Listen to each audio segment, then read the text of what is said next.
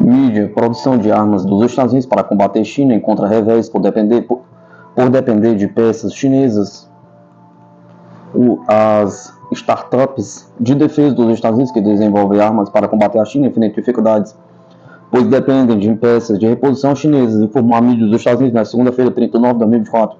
De acordo com a apuração do Wall Street Journal, a China é o fornecedor dominante de baterias, motores, sensores, materiais de terras raras e outros componentes essenciais necessários para as empresas de defesa dos Estados Unidos e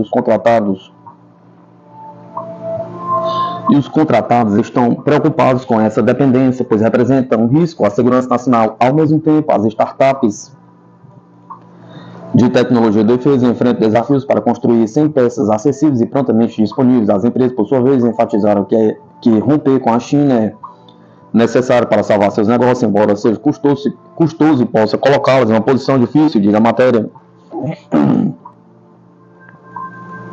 Há muita conversa fiada sobre a fabricação de resiliência à segurança nacional, mas não há dinheiro para fazermos isso, disse o fundador da Land Energy, Scott Colizimo, citado pelo jornal. A mídia também relatou que muitas startups estão tentando superar o desafio implementando uma variedade de estratégias, incluindo a realocação da produção para o Sudoeste Asiático, a aquisição de peças de reposição do México, a montagem de componentes nos Estados Unidos e o uso de impressão 3D para criar cópias.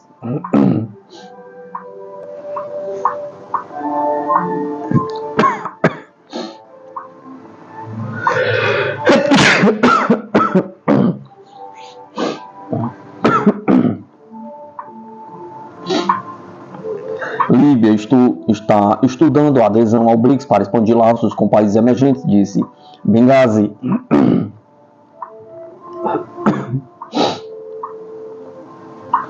As autoridades do leste da Líbia estão estudando seriamente a questão da adesão ao BRICS como parte de uma estratégia econômica comum para expandir os laços com os países em desenvolvimento, disse o ministro das Relações Exteriores do governo do leste da Líbia, Abdul Hadi al-Wahid. Após a derrubada do assassinato do líder líbio Mahmoud Gaddafi em 2011, a Líbia deixou de funcionar como um Estado unificado e agora tem dois governos que não se reconhecem um ao outro. O primeiro é apoiado pela ONU, é liderado por Abdul Hamid Mohamed al-Dabaibi, opera em Trípoli. O segundo, com poderes da Câmara dos Representantes da Líbia, tem sede em Benghazi e é liderado por Osama Hamad al-Wahid. Acredito que o BRICS é um bloco econômico importante e apoia a adesão da Líbia à associação. Estamos estudando esse passo como parte de nossa estratégia para fortalecer os laços econômicos com os países em desenvolvimento e realizar o desenvolvimento econômico sustentável. Trabalharemos nessa questão. Estamos interessados em participar do BRICS, disse o ministro. Segundo ele, seu governo já tomou medidas para alcançar esse objetivo e pretende discutir o assunto com vários círculos políticos. Ele acrescentou que a Líbia pode aderir ao BRICS, pelo menos como um país observador na primeira etapa. A Rússia assumiu a presidência do BRICS em 1º de janeiro deste ano. Nesta data, além da Rússia, Brasil, Índia, China e África do Sul entraram no bloco. Novos países membros: o Egito, a Etiópia, o Irã, os Emirados Árabes Unidos e a Arábia Saudita. Em junho, o primeiro-ministro da Malásia, Anwar bin Ibrahim, confirmou a Lula da Silva a intenção da Malásia de participar do BRICS. No dia 20 de agosto, o Azerbaijão solicitou oficialmente sua adesão ao BRICS. Recentemente, o assessor presidencial russo, Yuri Yushakov, confirmou que a Turquia havia se candidatado a membro pleno do BRICS e que o pedido está sendo analisado.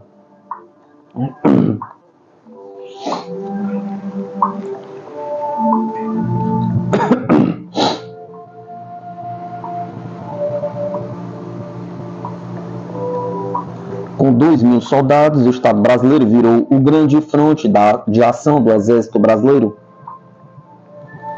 O Exército bateu a marca dos 2.000 soldados empregados em diferentes ações em Roraima. O Estado virou um grande fronte militar desde que o governo declarou guerra ao avanço do garimpo ilegal nas terras indígenas e Yanomami, escreve a revista Veja.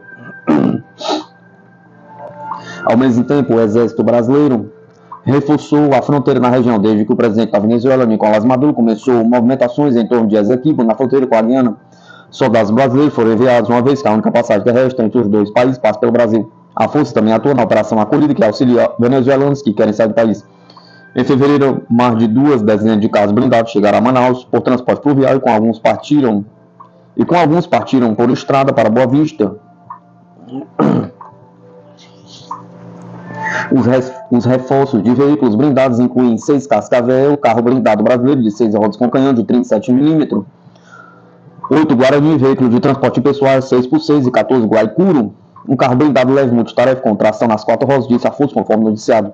O incremento da presença militar no estado já custou mais de 150 milhões de reais ao Exército Brasileiro, verba que até hoje não foi reposta pelo governo federal.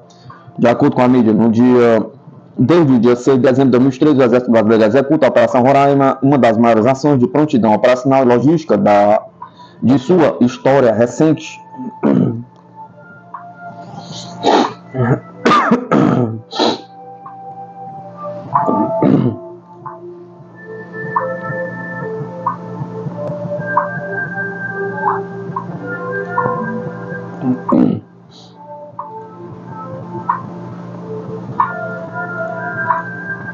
Compra de submarino holandês da França gera 1,1 bilhão em compensações. A Holanda garantiu gastos de cerca de 1 bilhão com empresas holandesas como parte de sua compra multibilionária de 4 submarinos de ataque naval Group da França, informou o Ministério da Defesa holandês, o secretário de Estado de Defesa holandês, Giggs Tuinman, e o CEO da Naval Group, Pierre-Eric Omelet, assinaram o contrato para 4 submarinos no porto de Den Helder, da Marinha Real holandesa, nesta segunda-feira, informou o Ministério em comunicado.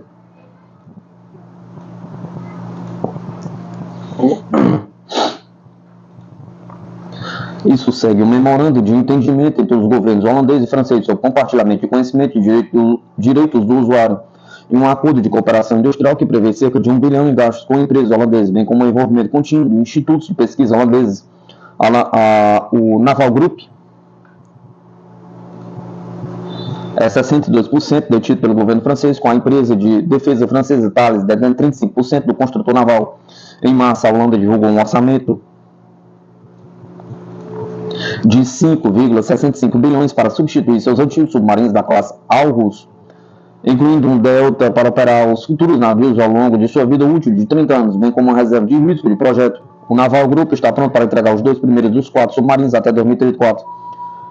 Com o novo navio sendo uma variante de propulsão convencional de sua classe Barracuda, estamos buscando submarinos de última geração que atendem aos interesses de seguranças holandeses e aqueles da OTAN e da Europa ao máximo, disse Tuinman. Em uma publicação no X, ele disse que os novos submarinos permitirão que a Holanda mostre os dentes e, se necessário, morda com força.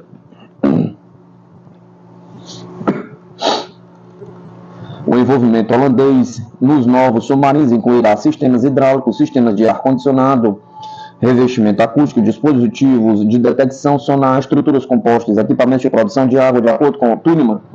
O Ministério de Assuntos Econômicos holandês não respondeu imediatamente a telefonemas e mensagens de texto sobre os detalhes do acordo de compensação. Os submarinos são uma capacidade estratégica e serão equipados para a coleta de inteligência, bem como mísseis de cruzeiro, disse o secretário de Estado. Tuinman disse que a Holanda está investindo em sua capacidade subaquática porque a dissuasão confiável é a melhor defesa e a guerra é prevenida ao se preparar para a possibilidade do conflito. A Holanda planeja equipar os novos submarinos com mísseis de cruzeiro Tomahawk para a capacidade de ataque terrestre, algo que a atual classe Aarhus não tem, além de torpedos. O acordo é um grande passo para a cooperação naval entre a França e a Holanda, disse o embaixador francês na Holanda, François Alabrune, em uma postagem no X. A Holanda solicitou propostas em novembro de 2022 ao Naval Group e à ThyssenKrupp Marine Systems da Alemanha, a Saab Kockums da Suécia, em cooperação com o construtor naval holandês Damen.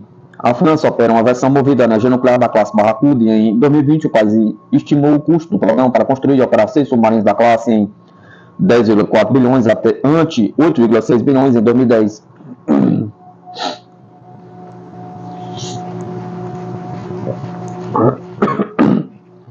Finlândia planta bandeira da OTAN na fronteira com a Rússia com nova base militar a menos de 200 km de Moscou.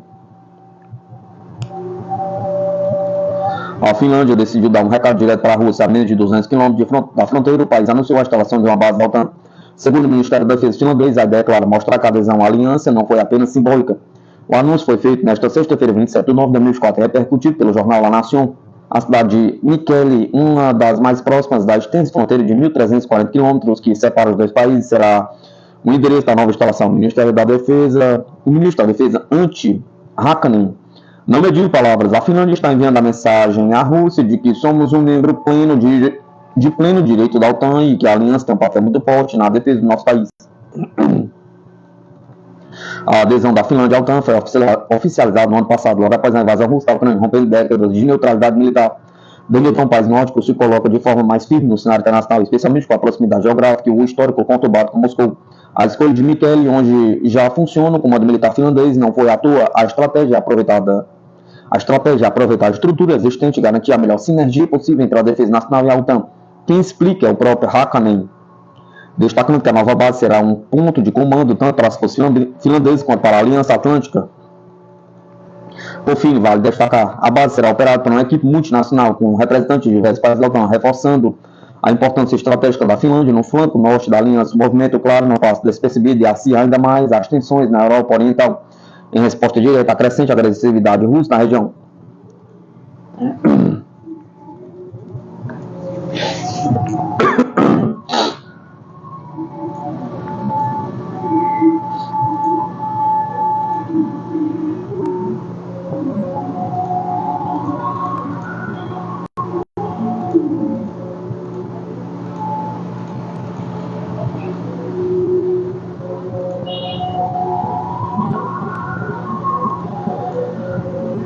Ataque israelense atingiu o sul da capital do Líbano, Hezbollah revido na fronteira.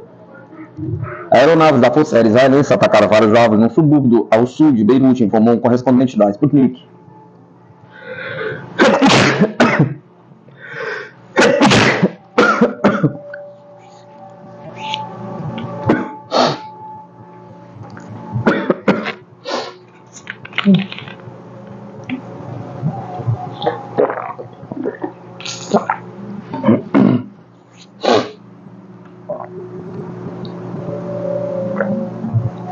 De acordo com o Ministério da Saúde libanês, mais de 90 pessoas morreram por conta dos ataques na segunda-feira, 30 de novembro de 2024. Aeronaves israelenses atingiram os bairros de Lailak e Borj El Brajner, um subúrbio ao sul de Beirute. Provavelmente haverá outra série de ataques, informou o correspondente. Segundo informações do Ministério da Saúde do Líbano, 95 pessoas morreram e outras 172 ficaram feridas em decorrência dos ataques israelenses na segunda-feira. Conforme noticiado pela Al Jazeera, pelo menos 8 ataques israelenses foram registrados na capital libanesa na segunda-feira. Moradores em Beirute relataram à mídia que esses são os ataques mais altos ouvidos na capital até agora. Mais cedo, as forças de defesa de Israel lançaram um aviso aos moradores do subúrbio ao sul de Beirute, pedindo a evacuação dos bairros onde, segundo o exército israelense, estariam instalações do Hezbollah. A todos os que estão nos prédios indicados nos mapas específicos, nos prédios adjacentes a eles, nos seguintes bairros: Lilac, Haret e Borges, vocês estão nas proximidades dos interesses e instalações da organização terrorista Hezbollah e, portanto, o exército israelense agirão decisivamente contra eles. Para a sua segurança, a segurança de seus familiares, vocês devem deixar os prédios imediatamente e se afastar pelo menos 500 metros deles.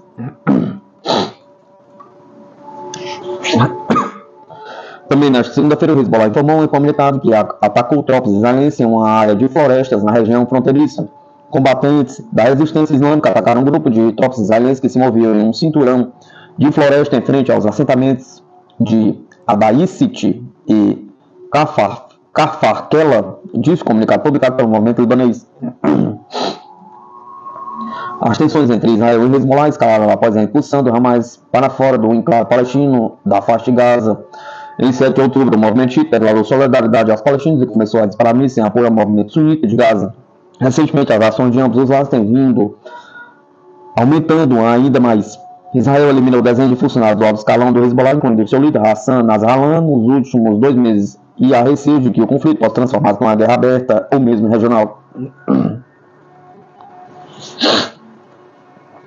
Desde 27 de setembro, Israel realiza bombardeios aéreos massivos contra o Líbano, que em menos de uma semana deixaram, segundo a ONU, pelo menos 700 mortos, milhares de feridos e quase 120 mil deslocados. O Ministério da Saúde libanês, por sua vez, informou que, de 16 a 27 de setembro, os ataques israelenses custaram a vida de 1.030 pessoas, incluindo 56 mulheres e 87 crianças, além de ferir outras 6.352. O governo do Líbano já pediu à ONU que intervenha para a agressão, entretanto, o Hezbollah continua a atacar áreas do norte de Israel com foguetes.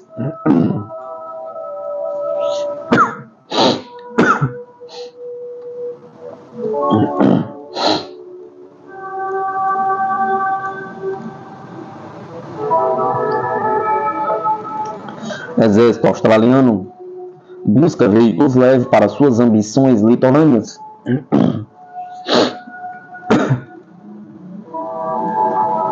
À medida que as Forças Armadas da Austrália se ajustam às recomendações contidas na revisão estratégica de defesa do ano passado, há uma demanda por veículos mais leves, mais adequados para operações em áreas costeiras. A primeira a sair do que poderia ser uma onda de compras por esses veículos foi a fabricante Polaris, que anunciou no início de setembro que havia ganhado o contrato para veículos leves Dagor. O acordo de 22 milhões envolve diversas variantes em apoio a missões conjuntas em todo o mundo, com uma quantidade não revelada a ser entregue em 2 anos, disse a Polaris em comunicado. Essas variantes Dagor cobrem transporte tático, reconhecimento expedicionário e missões de carga. As forças especiais do Exército Australiano são as provadas destinatárias desses veículos movidos a diesel. Michelle Cannell, gerente de vendas e operações da Polaris Austrália, disse ao Defense News sobre o aumento do interesse regional em veículos todo o terreno nos últimos 2 anos. Cannell disse: estamos orgulhosos de fornecer essa capacidade para o pessoal australiano. O veículo todo terreno d'água permitirá que as equipes se movam mais rápido, carreguem mais e reduzam significativamente a fadiga de combate ao navegar em terrenos complexos, que de outra forma seriam cobertos a pé. Na Land Force 2024 em Melbourne, realizada de 11 a 13 de setembro, a Polaris também exibiu um veículo MRZRA, um veículo ultraleve básico que vem em variantes com assentos para 2 ou 4 ocupantes, de acordo com o site da empresa. O brigadeiro Doug Ashley, comandante da primeira brigada do Exército Australiano, baseado em Darwin, contou sobre a metamorfose da formação de uma brigada mecanizada e pesada como parte da nossa transição para uma brigada litorânea. Estamos experimentando muitas opções de mobilidade, disse ele. Isso inclui veículos Subcat, HMT, Extender, normalmente utilizados por forças especiais, já que eles são provavelmente um pouco mais relevantes regionalmente do que alguns dos veículos mais pesados que tivemos no passado, disse Pashley. A brigada também está brincando com veículos mais leves, como o Polaris MRZR. Temos muita sorte de poder tirar lições de outras forças que têm liderado o caminho em termos de desenvolvimento de capacidades litorâneas, tanto o Corpo de Fuzileiros Navais dos Estados Unidos quanto os Fuzileiros Navais Reais, explicou Pashley. Ambos adquiriram alguns veículos de mobilidade leve, então estamos ansiosos para aproveitar as lições deles. A Polaris não é a única empresa que busca lucrar com as mudanças nos requisitos australianos e regionais. Também na Land Force 2024, a empresa local Bally Defense estreou seu veículo todo-terreno RTV6. Este RTV6 de 6 rodas se junta aos veículos RTV2 e RTV4 4x4 existentes em sua linha. A Bally Defense entregou 19 RTVs de 2 lugares para o Exército Australiano em 2014 e 2015. E as forças especiais posteriormente encomendaram dezenas de RTVs atualizados por 6,2 milhões em 2021. Martin Jones, diretor de operações da Bally Defense, elogiou a capacidade de carga útil de 1,5 toneladas do RTV-6. Esses veículos são ideais para transportar estações de armas controladas remotamente, sistemas de vigilância e sistemas antidrones, disse ele. A Supercat também esteve na Land Force 2024, revelando seu médio utility veículo Move, baseado em uma plataforma Toyota Hilux. Ambas as configurações 4x4 e 6x6 estão disponíveis. A Move sendo fruto da colaboração entre os braços britânico e australiano da Supercat. Matthew Crash, executivo de vendas da Supercat, disse que o público-alvo do Move são as forças de operações especiais, mas outras aplicações incluem transporte de tropas, transporte de armas e tarefas utilitárias.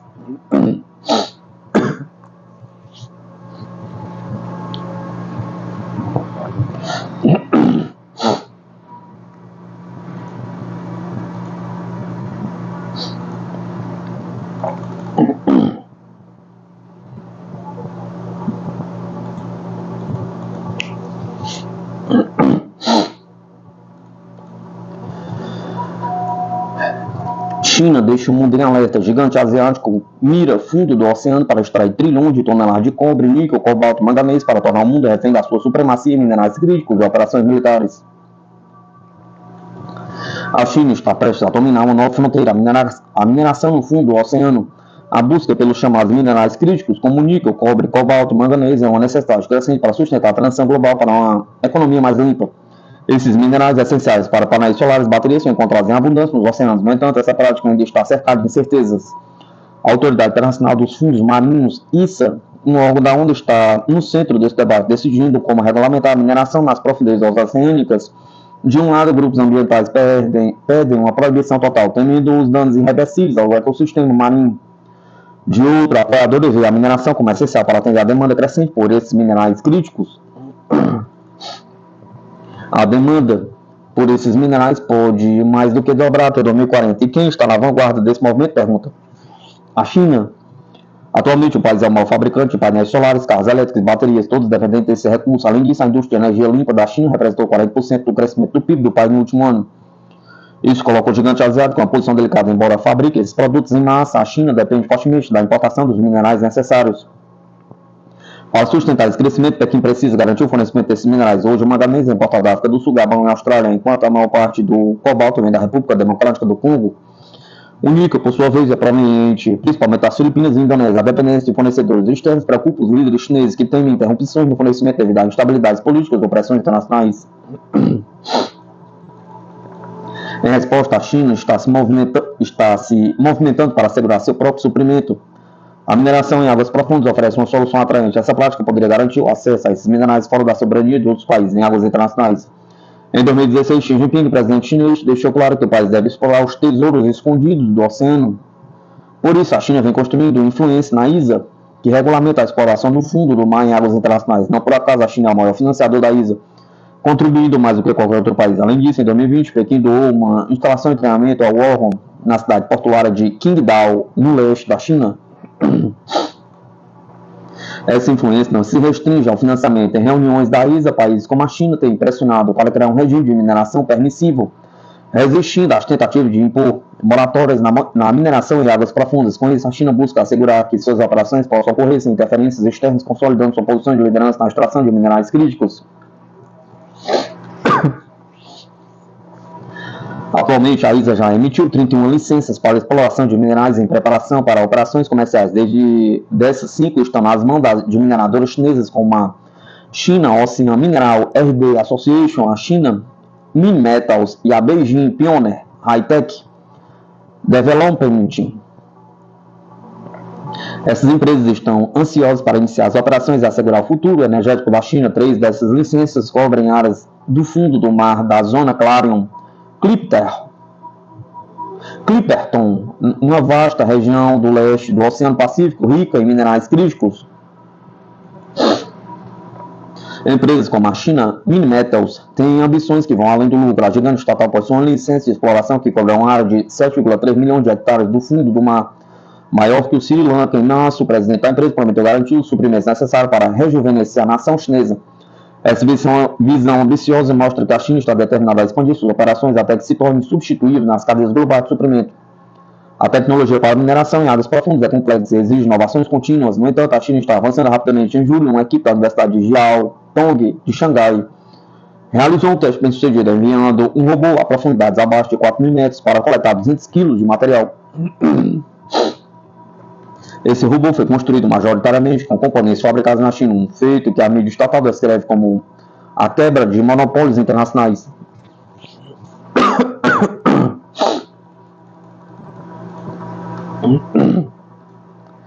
Se a mineração comercial começar, as empresas chinesas podem liderar a indústria. A capacidade do país de construir navios e robôs rapidamente, aliada a subsídios generosos do governo, coloca a China em uma posição de destaque. Além disso, o vasto mercado doméstico garante que essas operações sejam sustentadas a longo prazo, consolidando a liderança chinesa. Entretanto, o avanço chinês preocupa grupos ambientais e rivais internacionais. O fundo do mar profundo abriga espécies únicas e mesmo com regulamentação rigorosa, a mineração poderia causar danos significativos. Os robôs de mineração podem destruir habitats e criar plumas de sedimentos que prejudicam ainda mais o ecossistema. Além disso, a China não tem um histórico exemplar de responsabilidade ambiental, que aumenta as preocupações. Para os rivais da China, a mineração em águas profundas levanta suspeitas, além do impacto ambiental. Há receio de que a exploração dos oceanos possa servir de fachada para atividades militares. Rumo à navegação de submarinos. Em 2021, um navio de pesquisa da China Mini-Metals fez um desvio inexplicável, passando 5 dias próximo ao Havaí, onde os Estados Unidos mantêm grandes bases militares.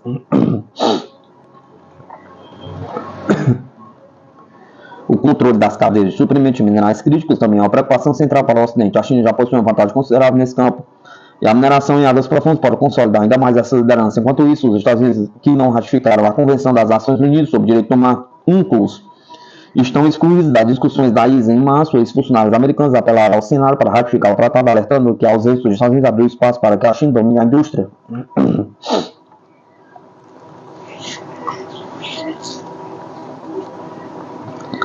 Essa situação beneficia empresas ocidentais que defendem a mineração em águas profundas. Uma delas é a The Metals Company, uma empresa canadense que planeja solicitar uma licença de mineração da ISA ainda este ano.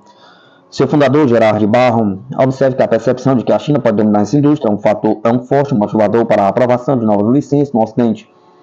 A corrida pelos minerais críticos está em pleno andamento e a China está na linha de frente. O futuro da mineração em águas profundas depende não apenas de regulamentações, mas também de quem dominará as cadeias de suprimentos globais. Nesse cenário, a China está jogando para ganhar.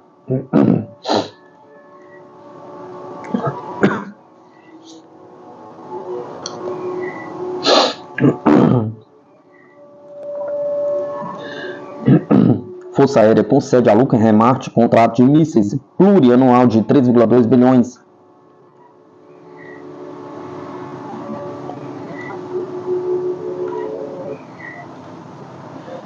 Na sexta-feira, a Força Aérea Americana concedeu a Lockheed Martin um contrato plurianual de 3,2 bilhões para mísseis a solo e antinavio, como parte de um esforço do Pentágono para maximizar a produção de armas por meio de aquisições plurianuais. O contrato de fonte única para mísseis antinavio de longo alcance AGM-158C e mísseis à superfície conjuntos AGM-158B JASM incluirá vendas militares estrangeiras para Japão, Holanda, Finlândia e Polônia.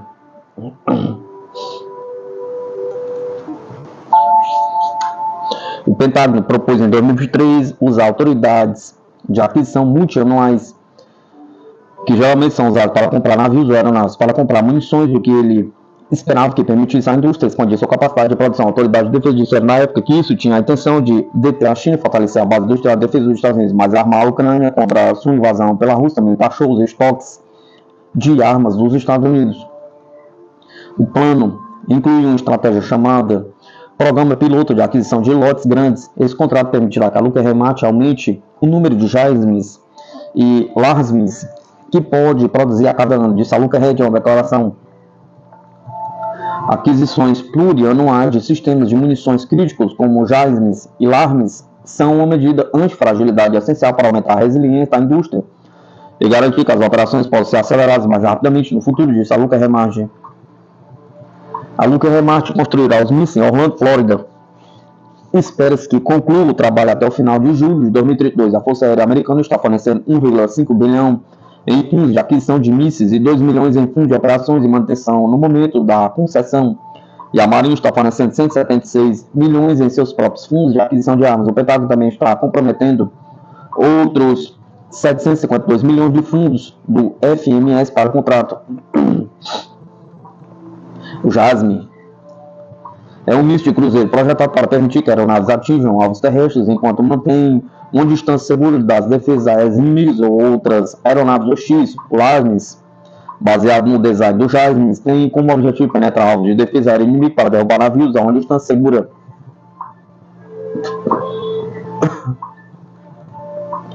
Também na sexta-feira, o Departamento de Estado aprovou uma possível venda de 405 milhões de até 100 Advanced Anti-Radiation Git Missile Extended Range e equipamentos relacionados para a Austrália. Vender esses mísseis para a Austrália, um aliado-chave no Pacífico, ajudaria a apoiar a política externa e os objetivos de segurança nacional dos Estados Unidos, do Departamento de Estado. A Austrália seria capaz de suprimir ou destruir radares terrestres ou marítimos usados pelas defesas aéreas do inimigo, como com os mísseis fabricados pela Northrop Grumman, e melhorar a capacidade das aeronaves aliadas de sobreviver a um conflito De acordo com o Departamento de Estado americano,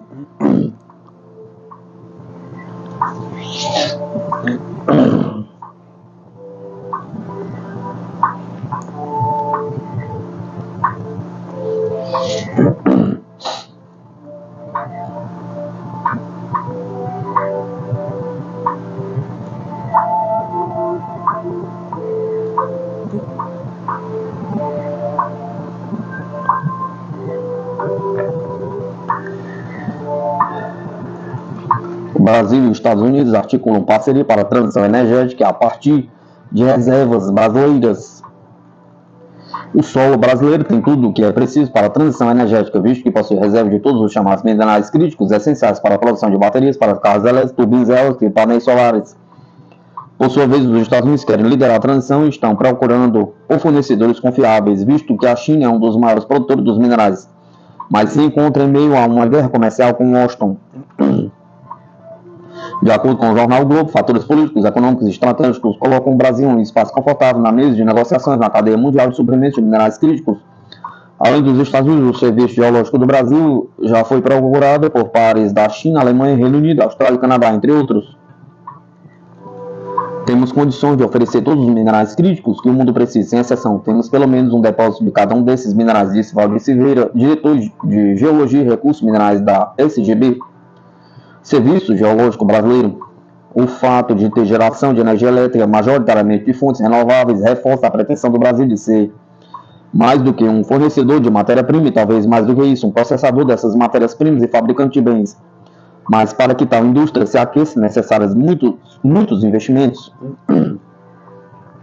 Essa temática de minerais críticos ganhou outra proporção com a discussão da transição energética no pós-pandemia, afirma Abraão Neto, CEO da AmCham, Brasil, Câmara Americana do Comércio para o Brasil. O CEO acrescentou que seria uma relação ganha-ganha que proporcionaria ganhos potenciais para a indústria extrativa, para a indústria de beneficiamento de produção de maior valor agregado no Brasil. Em julho, o secretário de Estado adjunto de Recursos Energéticos dos Estados Unidos, Geoffrey Piat, esteve no Brasil para acelerar a cooperação com o Brasil em toda a gama de insumos energéticos da transição. Na época, Piat afirmou que o assunto mais importante da visita foi a parceria em minerais estratégicos, conforme noticiado. O Brasil e os Estados Unidos têm um histórico de mais de 3 décadas de conversas sobre segurança energética com a assinatura de acordos. Até 2012 foram muitos documentos de parceria, muitos com foco nos biocombustíveis. No entanto, no ano citado, até 2023, nenhum novo documento foi assinado pelos governos, apesar de ter havido uma continuidade das conversas técnicas entre membros do setor privado, escreve a mídia. Recentemente, 2 novos acordos de parceria para a geração de energia limpa entre Brasil e Estados Unidos foram assinados por ministros. O ministro das Minas e Energia informou que os dois países possuem circunstâncias diferentes, mas têm trabalhado em conjunto para destravar financiamento para mover a transição energética. A parte não cita resultados concretos dos acordos de parceria do passado, mas destaca que um dos relacionamentos estratégicos na área de energia são os biocombustíveis, tema tratado com o secretário de Estado adjunto norte-americano em julho.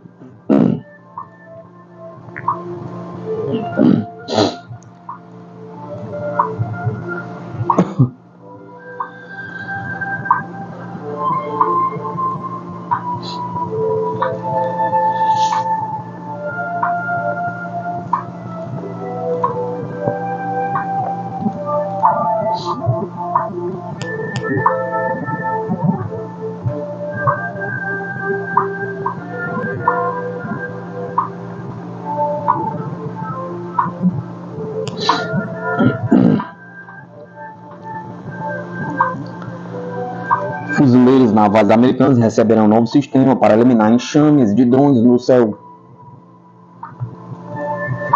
Uma empresa de defesa que fabrica sistemas de micro-ondas de alta potência que derretem drones anunciou uma nova versão do seu produto na semana passada. Desenvolvida pela Imprius, a tecnologia de micro-ondas de alta potência e pulso longo, conhecido como Leônidas Speditionary, pode lançar enxames de drones com paredes enormes e pontiagudas de energia eletromagnética.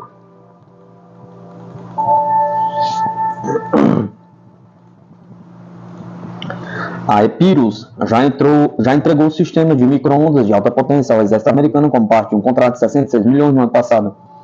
Ela desenvolveu sua mais recente capacidade de Leônidas em parceria com o Escritório de Pesquisa Naval, o Escritório Conjunto Anti-Pequenos Drones, o Laboratório de Guerra do Corpo de Fuzileiros Navais dos Estados Unidos, o Escritório Conjunto de Sistemas de Aeronaves Não Tripuladas. A empresa revelou o sistema em 23 de setembro e espera entregar o sistema completo ao Laboratório de Guerra do Corpo de Fuzileiros Navais até o final deste ano.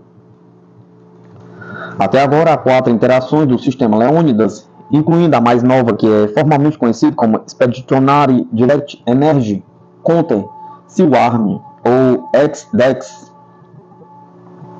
As ofertas anteriores da Leônidas incluem sistemas que podem ser acoplados a veículos ou drones aéreos.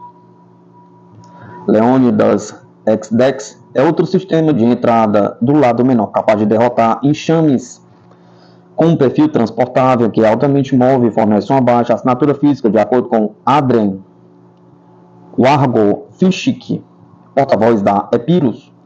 A joia da coroa do sistema Epirus, além do sistema de micro-ondas, é uma tecnologia chamada Line Replaceable Amplifier Module, ou LRAM. É uma arquitetura que permite à empresa aumentar ou diminuir a escala dos sistemas. Gostamos de pensar neles como uma espécie de blocos de Lego muito escaláveis, disse Argo Fishik. O anúncio da Leônidas Expeditionary ocorre logo após a Conferência Aérea Espacial e Cibernética da Associação das Forças Aéreas Espaciais, onde o papel da inteligência artificial na indústria de defesa foi o assunto do momento. Mas, à medida que o futuro da guerra se aproxima, Argo Fishik diz que a Epirus não acredita no conceito de que robôs assassinos estão no horizonte. Ele destacou projetos como a aeronave de combate colaborativo da Força Aérea ou caças não tripulados como uma melhor representação do que está por vir.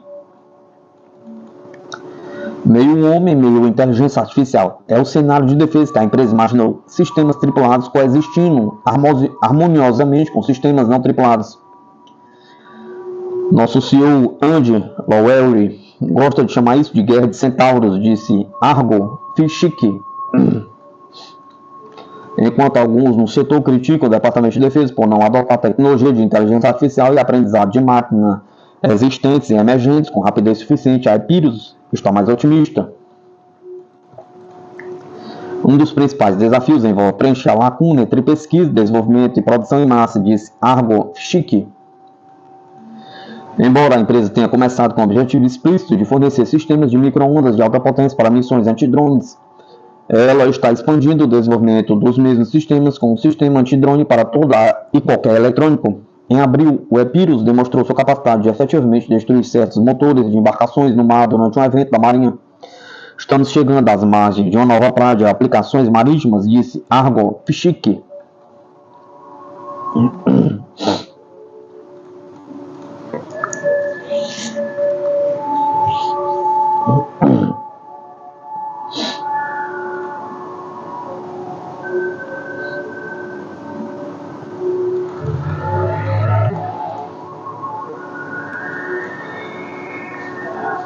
Energia nuclear. Como estão os países signatários do BRICS na corrida do urânio? Pergunta. Considerada fonte de energia limpa por não emitir gases poluentes, a energia nuclear tem ganhado cada vez mais atenção. Donos de grandes reservas de urânio, como estão os países signatários do BRICS nessa corrida? Pergunta. Brasil, Rússia, China, Índia e África do Sul, os primeiros membros do BRICS, e que nessa ordem dão nome ao bloco, se destacam cada um à sua maneira quando o assunto da energia nuclear. Segundo especialistas, de acordo com Jorge Morten, mestre em estudos regionais do Oriente Médio pela Escola Internacional de Relações Exteriores da República Islâmica do Irã e doutorando em Geografia Humana pela Universidade de São Paulo, o Brasil pode ser considerado como um país que domina a tecnologia para a produção de energia nuclear. O próprio diretor-geral da Agência Internacional de Energia Atômica, Rafael Grossi, em entrevista exclusiva, ressaltou o potencial brasileiro baseado na infraestrutura nuclear existente e avançada com a qual o país conta.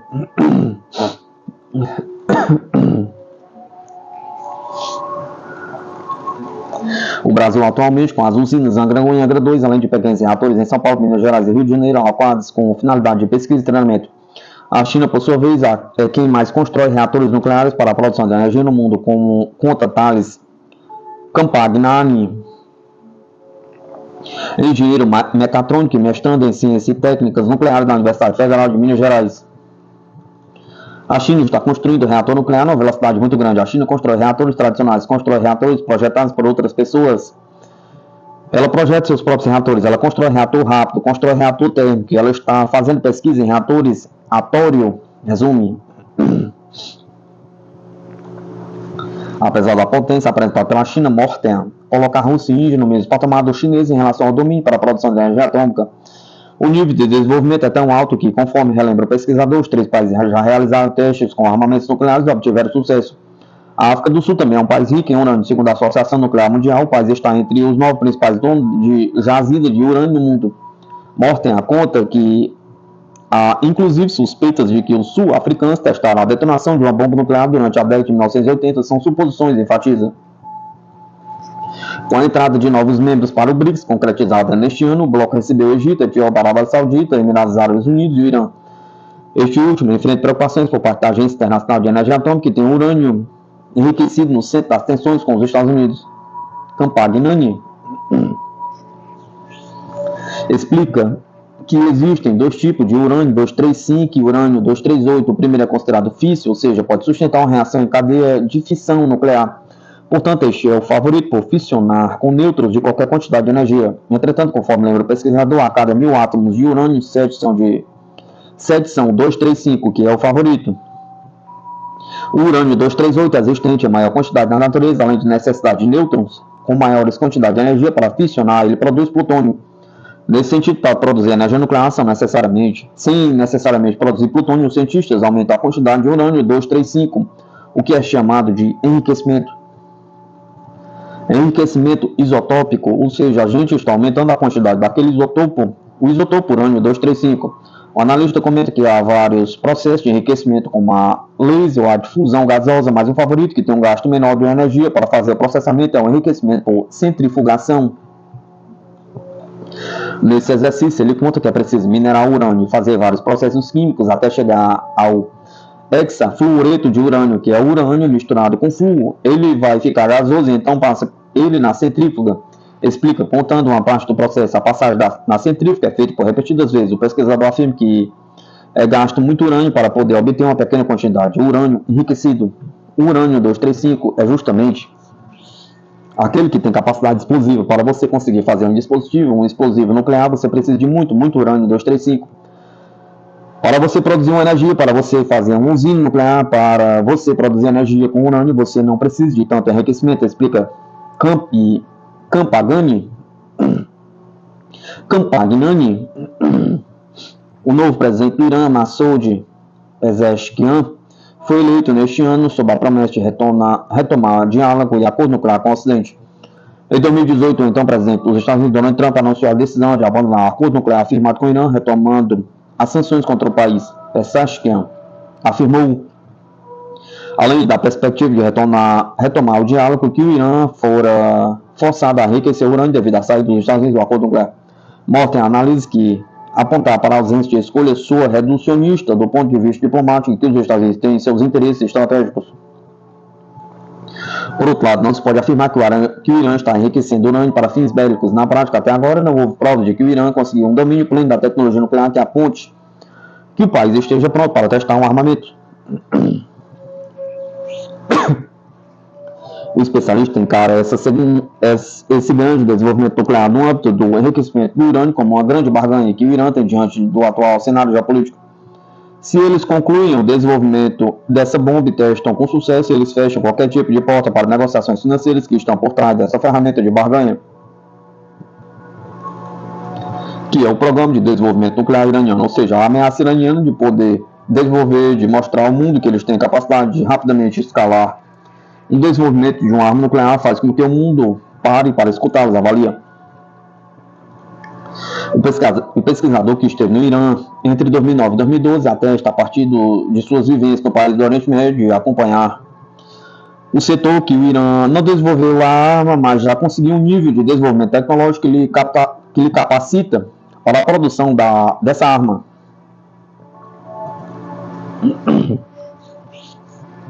Para Morten, devido à tensão com os Estados Unidos, a priorização dos países em manter boas relações com os norte-americanos, a cooperação no âmbito da energia nuclear entre os países do BRICS, e o Irã pode não decorrer de forma pungente A exceção, segundo ele, é a Rússia, que já está envolvida nessas relações com o Irã. O especialista recorda que, graças à ajuda dos russos, que os iranianos conseguiram reabastecer suas usinas nucleares após o fim da guerra contra o Iraque nos anos de 1990.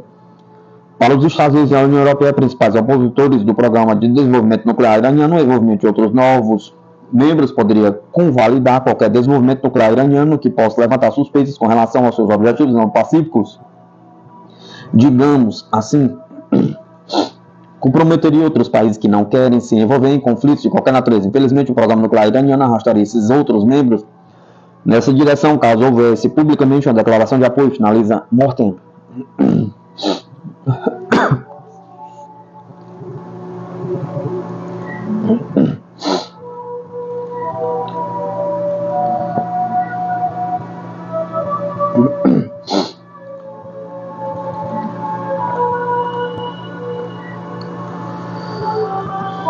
Os Estados Unidos enviam 8 bilhões ao exército da Ucrânia, Patriot com alcance de 35 km e velocidade de 6.173 km por hora, mísseis J-SOU e treinamento de pilotos de F-16 ampliam o poder de defesa. Na quinta-feira, 26 de setembro, o presidente dos Estados Unidos, Joe Biden, anunciou um novo pacote de ajuda militar para o exército da Ucrânia, no valor de 7,9 bilhões de dólares. Esse importante apoio chega enquanto a Ucrânia continua se defendendo da invasão russa. O presidente ucraniano Vladimir Zelensky expressou sua gratidão por essa ajuda, elogiando os esforços bipartidários do Congresso americano. Estou grato ao presidente Joseph Biden, ao Congresso dos Estados Unidos, aos republicanos e democratas, bem como a toda a nação americana, pelo anúncio de hoje de uma ajuda significativa para a defesa da Ucrânia, disse Zelensky das redes sociais. Esse anúncio segue um pacote de ajuda militar de 375 milhões de dólares autorizado por Washington no dia anterior. Durante a visita de Zelensky aos Estados Unidos, o presidente Biden confirmou que os fundos restantes da iniciativa de assistência e segurança da Ucrânia seriam alocados até o final de 2024, afirmando o compromisso dos Estados Unidos com a Ucrânia. O pacote inclui 5,5 bilhões de dólares sob a autoridade presidencial de retirada de fundos, um mecanismo de financiamento projetado para evitar a caducidade dos recursos. Outros 2,4 bilhões de dólares são prometidos por meio da USAID. Os componentes chaves da ajuda incluem uma bateria de defesa aérea Patriot, sistemas aéreos não tripulados, munições ARTER e apoio financeiro para a manutenção e conservação do sistema de defesa da Ucrânia. Os Estados Unidos forneceram a Kiev o J-SOU para melhorar as capacidades de ataque de longo alcance da Ucrânia. Espera-se que esse apoio ampliado reforce a postura defensiva da Ucrânia no campo de batalha. Além disso, Biden anunciou planos para expandir o treinamento dos pilotos ucranianos de F-16, comprometendo-se a treinar mais 18 pilotos em 2025. Por meio dessas ações, minha mensagem é clara: os Estados Unidos fornecerão à Ucrânia o apoio necessário para vencer esta guerra, afirmou Biden. O sistema Patriot é um míssil de defesa aérea de longo alcance capaz de operar em todas as condições meteorológicas e em todas as altitudes, projetado para defender contra ameaças aéreas como aviões, mísseis balísticos e drones. É utilizado por vários países, incluindo a Alemanha, Israel, Japão, Coreia do Sul, Polônia e mais recentemente a Ucrânia. Desenvolvido nos Estados Unidos, o míssil PAC-3, que o acompanha, tem um peso de lançamento de aproximadamente 700 kg e mede cerca de 5,2 metros de comprimento. Esse sistema se distingue por sua abordagem única de destruição, baseada no método de impacto direto. Ao contrário dos mísseis convencionais que utilizam um ogivo explosivo, o PAC-3 depende exclusivamente da energia cinética gerada no momento do impacto para neutralizar o alvo. Essa tecnologia é possível graças ao seu sistema de propulsão por motor de foguete sólido, que permite atingir alvos a distância de entre 20 e 35 km. Para garantir precisão, o míssil Patriot é equipado com um radar ativo no nariz, permitindo que ele siga o ataque e ataque alvos de forma autônoma.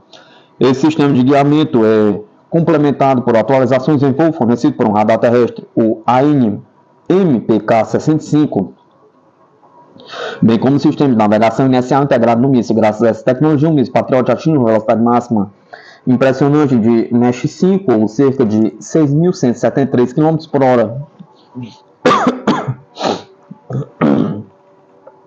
Esse pacote de ajuda sublinha o contínuo compromisso dos Estados Unidos com o exército da Ucrânia enquanto o conflito persiste, com Washington enfatizando a importância de fortalecer as capacidades militares ucranianas contra a agressão russa.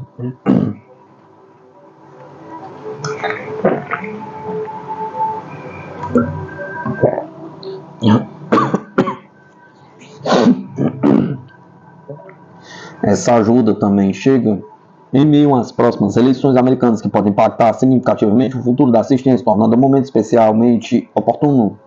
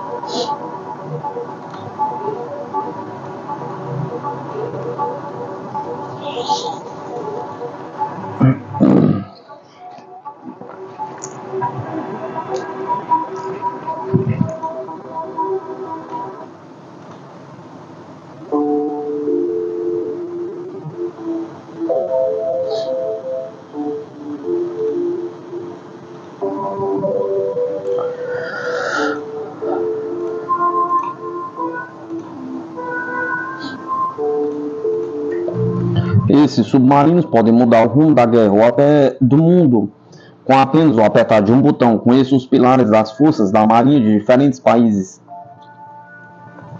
desde as profundezas do oceano, onde a luz mal penetra e o silêncio reina supremo, submarinos de mísseis balísticos se erguem como as sentinelas mais poderosos da dissuasão nuclear global. Esses colossos de aço não são apenas máquinas de guerra avançadas, mas também baluartes de estabilidade estratégica.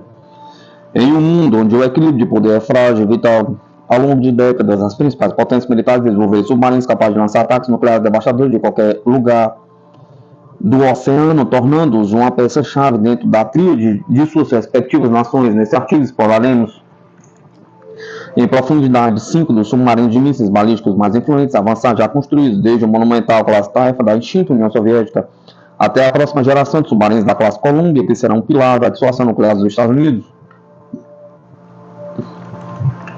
Cada uma dessas maravilhas tecnológicas representa um salto evolutivo na engenharia submarina. Acompanhe-nos nesta jornada sob as ondas para descobrir como esses gigantes submarinos moldaram a guerra moderna e continuam sendo um elemento crucial da segurança nacional de seus países. Classe Typhoon. Os submarinos da classe Typhoon, conhecidos na Rússia como Akula, que significa tubarão em russo, foram concebidos durante a Guerra Fria como uma resposta direta aos submarinos da classe Ohio dos Estados Unidos. Com 6 unidades construídas, o Typhoon é famoso por seu enorme tamanho e sua capacidade de operar em condições extremas no Ártico. Esses submarinos podem disparar mísseis balísticos intercontinentais debaixo do gelo, uma capacidade estratégica vital durante a Guerra Fria. Além disso, seu tamanho permitia uma vida relativamente confortável para a tripulação, com instalações como piscina, sauna e academia, o que era incomum para submarinos militares classe Ohio. Os submarinos da classe Ohio são considerados a espinha dorsal da dissuasão nuclear dos Estados Unidos. Esses SSBNs são os mais silenciosos e menos detectáveis na marinha dos Estados Unidos, o que lhes permite operar em patrulhas de dissuasão nuclear por meses sem serem detectados. Cada submarino pode carregar 24 mísseis balísticos Trident 2D5, cada um dos quais pode transportar múltiplas ogivas nucleares com capacidade de impacto independente, o que os torna uma força poderosa. Os 4 submarinos convertidos em SSGNs têm uma capacidade excepcional para ataques convencionais, permitindo-lhes lançar mísseis Tomahawks e realizar operações de forças especiais. Classe Columbia da Marinha dos Estados Unidos. O programa de submarinos da classe Columbia representa a próxima geração de dissuasão nuclear submarina para os Estados Unidos, projetados para operar por 42 anos sem necessidade de reabastecimento do reator. Esses submarinos são um investimento a longo prazo da segurança nacional. A classe Columbia incorporará tecnologias avançadas como sistemas de propulsão mais silenciosos, o que melhorará a sua capacidade de operar sem ser detectados. Além disso, esses submarinos são projetados com uma estrutura modular, facilitando atualizações e manutenção ao longo de sua vida útil. Espera-se que os Columbia entrem em serviço na década de 2030 e continuem em operação até o século 22. Classe Vanguard. Os submarinos da classe Vanguard são um componente marinho do sistema de dissuasão nuclear da Inglaterra, conhecido como Trident. Esses submarinos estão equipados com mísseis Trident 2D5, que têm um alcance de mais de 7.500 milhas náuticas, permitindo-lhe atingir praticamente qualquer alvo no mundo. A classe Vanguard tem sido o pilar da dissuasão nuclear da Inglaterra desde os anos 90. Com um design baseado na experiência britânica na construção, os Vanguard são conhecidos por sua confiabilidade e capacidade de manter uma presença constante em patrulhas de dissuasão. À medida que se aproximam do final de sua vida útil, serão substituídos pela nova classe Dreadnought, que está em desenvolvimento, classe Delta 4 da Marinha Russa. O classe Delta 4 é a última evolução de uma série de submarinos estratégicos projetados pela União Soviética e posteriormente pela Rússia. Os submarinos fazem parte da força de dissuasão nuclear da Rússia e foram atualizados com sistemas de armas e tecnologia modernas. Os mísseis balísticos 29 RMUs Neva, que equipam esses submarinos, são capazes de transportar múltiplas ogivas nucleares com capacidade de impacto independente, tornando-os um componente crítico da estratégia de dissuasão nuclear da Rússia. Além disso, o classe Delta 4 foi projetado para operar no Ártico, onde pode lançar seus mísseis debaixo do gelo, apesar de serem eventualmente substituídos pela classe Borei. Os Delta 4 continuam a ser um pilar importante da frota submarina estratégica russa. É importante mencionar que tanto a Marinha dos Estados Unidos quanto a Royal Navy da Inglaterra estão em processo de desenvolver novas classes de submarinos para substituir os Ohio e o Vanguard, respectivamente. No caso do Reino Unido, o programa Dreadnought será o sucessor da classe Vanguard e está previsto para entrar em serviço na década de 2030. Esses submarinos contarão com melhorias significativas em termos de tecnologia, stealth e capacidade de dissuasão. Por outro lado, a Rússia está avançando com a classe Borei, que já viu a entrada em serviço de várias unidades. Esses submarinos mais silenciosos e avançados que o Delta 4 estão destinados a se tornar o núcleo da força de dissuasão de submarino da Rússia nas próximas décadas.